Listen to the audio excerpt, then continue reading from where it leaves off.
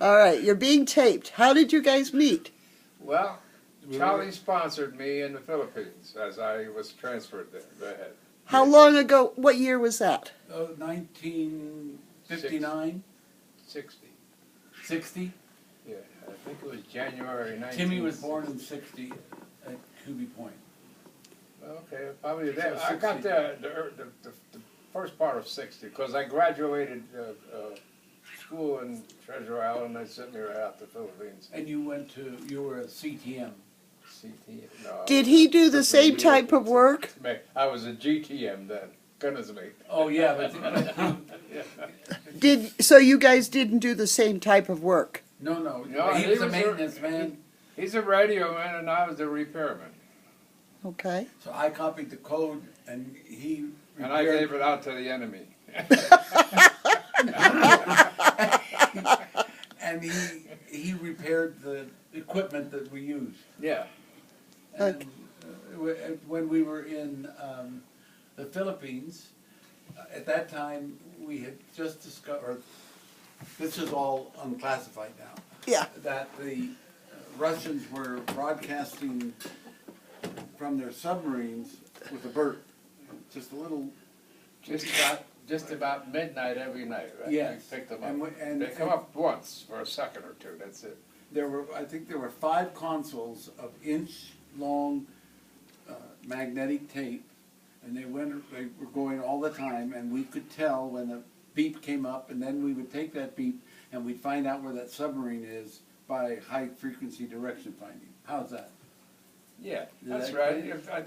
Every time they come up, we plotted them, and we could see where they were going as they were traveling. You know? So how many children That was our job. did you each have then?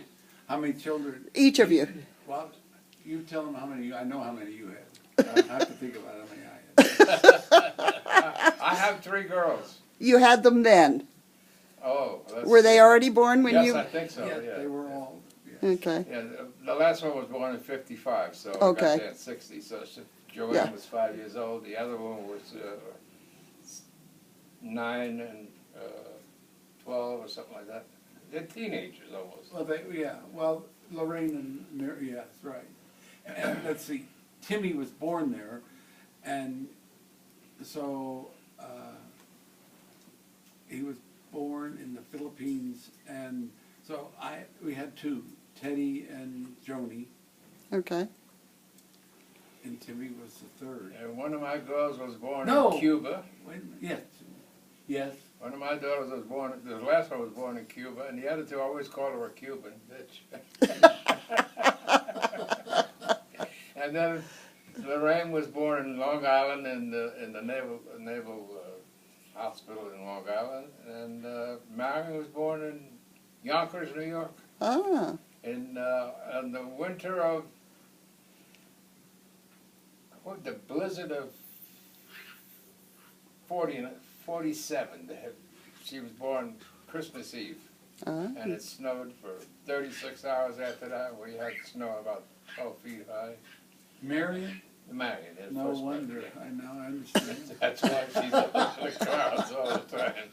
Okay, so how long were you together in the Philippines 2 then? years. 2 years at least, yeah.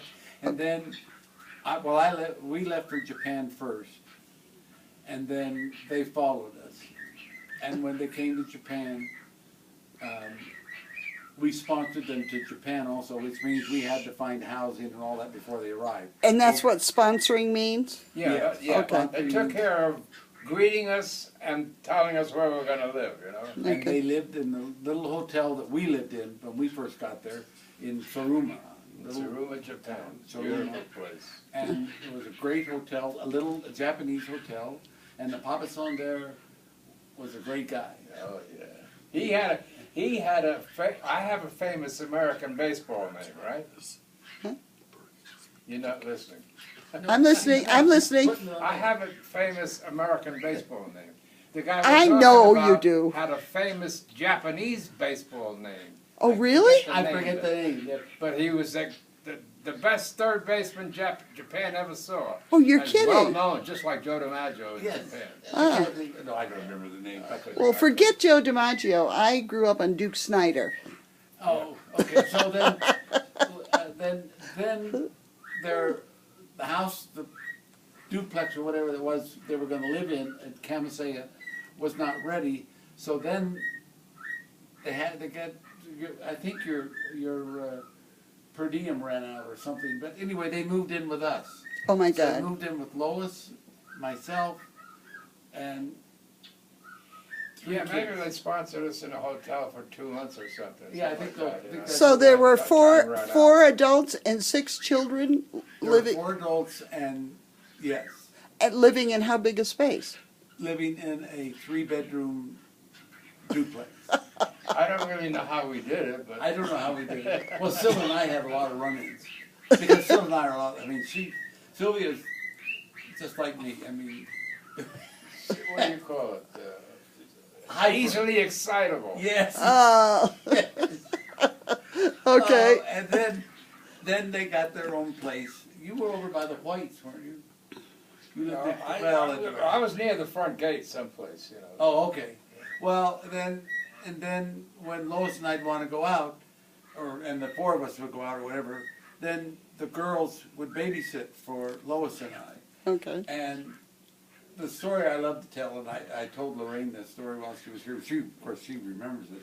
But they were babysat and they were playing whatever they did in the house, and they knocked over a carving that we had got in the Philippines, and up in Baguio, at Iguaras. Okay, I'm trying to remember all that stuff.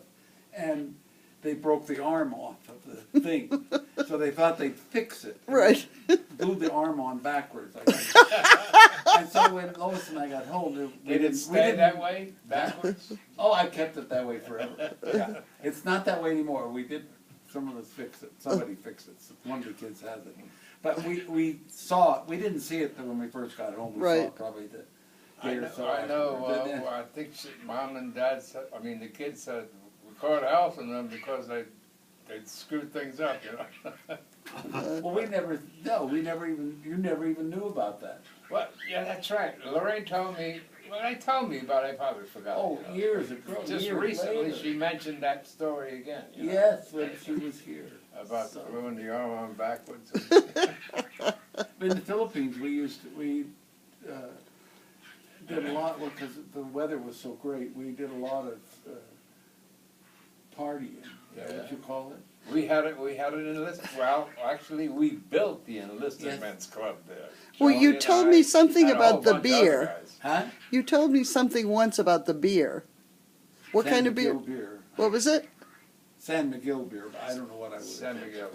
okay. Beer. But we, Beer is yeah, beer.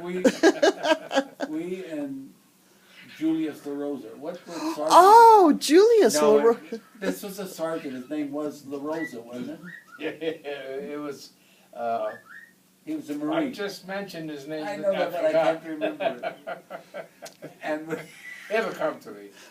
we remember we formed those rocks and all that stuff on the wonderful. outside of that building, and then Yeah. we. This is wonderful. I was the manager or something of the club. Well, let's start from the beginning. What happened was we were first and second class petty officers. Yes. We were both first class.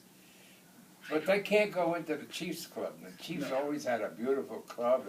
We said, why can't we have something like that?